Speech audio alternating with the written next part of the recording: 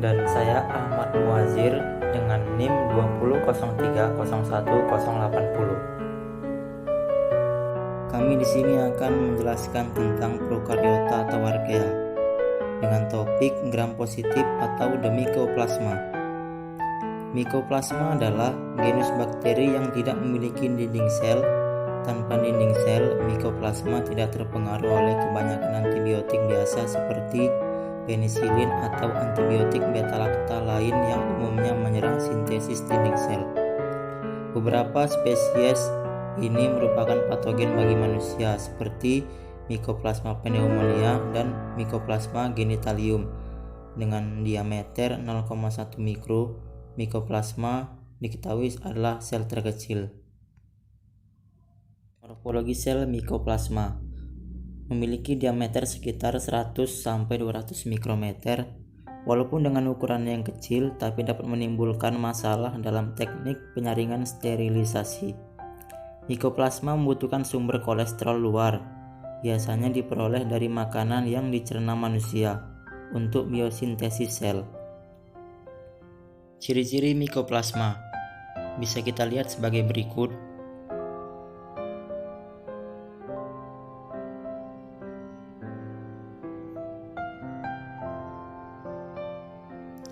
Struktur dan sifat bakteri Mycoplasma. Sifatnya dapat melewati membran filter bakteri dengan pori-pori 450 nanometer sehingga Mycoplasma sebanding dengan Chlamydia atau virus besar.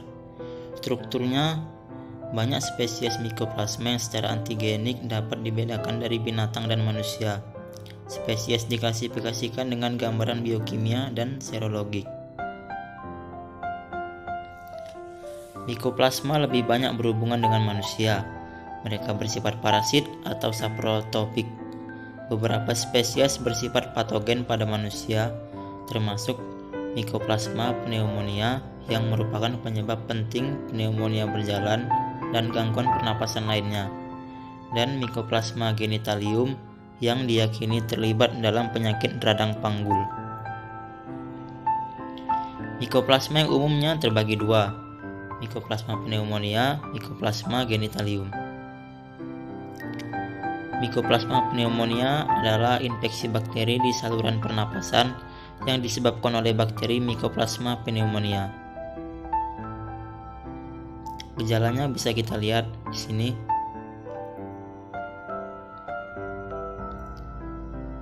Bisa dibaca.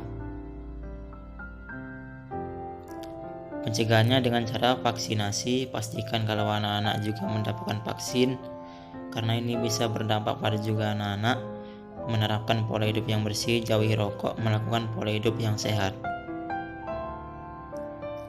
Mycoplasma genitalium adalah mikroorganisme yang menyebabkan penyakit menular seksual, kecil, dan patogen bakteri yang hidup pada sel-sel kulit dari kemih dan saluran genital di manusia. Bakteri ini pertama kali diisolasi dari saluran urogenital manusia pada tahun 1981 dan akhirnya diidentifikasi sebagai spesies baru Mycoplasma pada tahun 1983. Gejalanya, tidak semua infeksi Mycoplasma memiliki gejala, tetapi yang sering terlihat pada lelaki biasanya merasakan sakit pada saluran kencing, disertakan panas yang muncul saat buang air kecil, dan sering sakit saat akan mengalami ereksi. Pada perempuan biasanya tampak dalam bentuk nyeri panggul. Area panggul akan mengalami infeksi, terjadi pendarahan di antara siklus menstruasi, pendarahan postcoital atau pendarahan setelah berhubungan seks, demam tinggi secara tidak normal, dan adanya cairan berbau busuk yang keluar seperti keputihan patogen. Penanganannya dengan cara memberikan obat yang berhubungan dengan Chlamydia, memberikan antibiotik. Jika belum ada perubahan, bisa dilakukan perawatan lebih lanjut.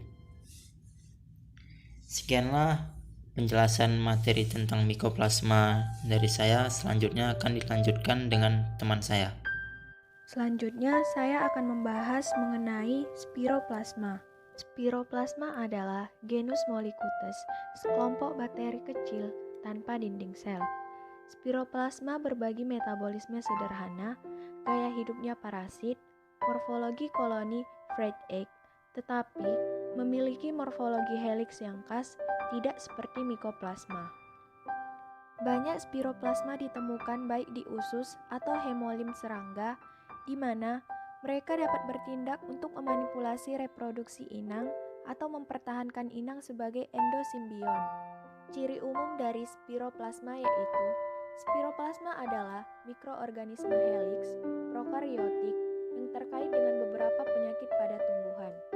Organisme ini tidak memiliki dinding sel, selnya dikelilingi oleh membran unit berlapis 3. Spiroplasma adalah fitopatogen yang dapat dibudidayakan membentuk koloni fried egg yang mirip dengan Mycoplasma. Bentuk sel spiroplasma dapat bervariasi, ada yang berbentuk bulat, agak bulat telur, atau helix. Spiroplasma menunjukkan gerakan memutar atau sekrup yang cepat. Organisme ini tidak memiliki flagela. Spiroplasma membutuhkan sterol untuk pertumbuhannya pada media kultur. Spiroplasma resisten terhadap penisilin dan peka terhadap tetrasilines. Spiroplasma dapat ditularkan melalui serangga, tali putri, dan grafting. Mengandung DNA dan RNA. Penyakit yang disebabkan oleh spiroplasma yaitu yang pertama penyakit daun lebar pada jeruk, yang kedua penyakit daun menggulung pada anggur, dan yang ketiga penyakit jagung kerdil. Penyakit daun lebar pada jeruk. Gejala yang disebabkan oleh bakteri Spiroplasma chytri yang menghadap di jaringan pembuluh pohon atau floem dan menghalangi pengangkutan gula. Bakteri ditularkan secara terus-menerus oleh beberapa spesies wereng. Bakteri ini akan menggandakan diri dalam vektor, tetapi serangga-serangga pembawanya tidak menularkan ke keturunannya. Penularan sekunder atau pohon ke pohon terbatas pada ovulasi dan tunas yang terinfeksi bakteri. Penyakit daun lebar ini menyukai daerah pedalaman yang hangat di mana kehadirannya mempengaruhi, terutama pada jeruk manis, jeruk bali, dan jeruk tangelo. Tingkat keparahan gejalanya dapat bervariasi di berbagai spesies jeruk. Ciri-cirinya adalah sebagai berikut.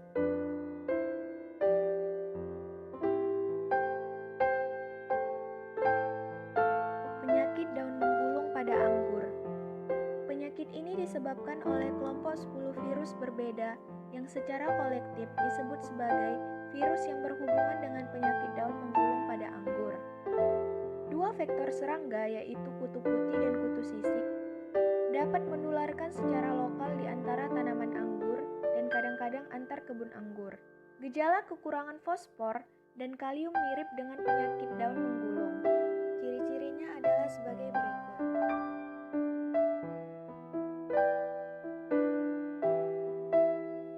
Penyakit jagung kerdil.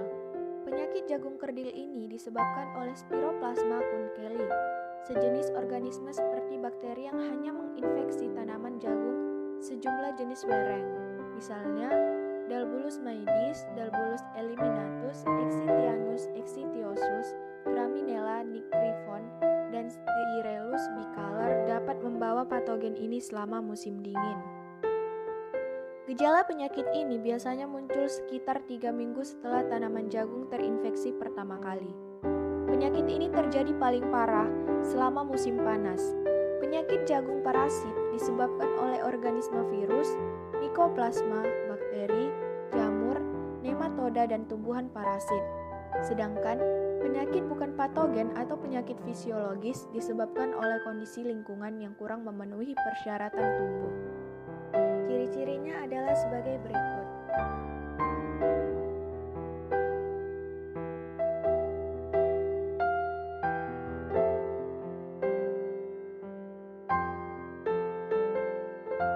Sekianlah video presentasi dari kelompok kami. Lebih kurangnya kami mohon maaf. Assalamualaikum warahmatullahi wabarakatuh.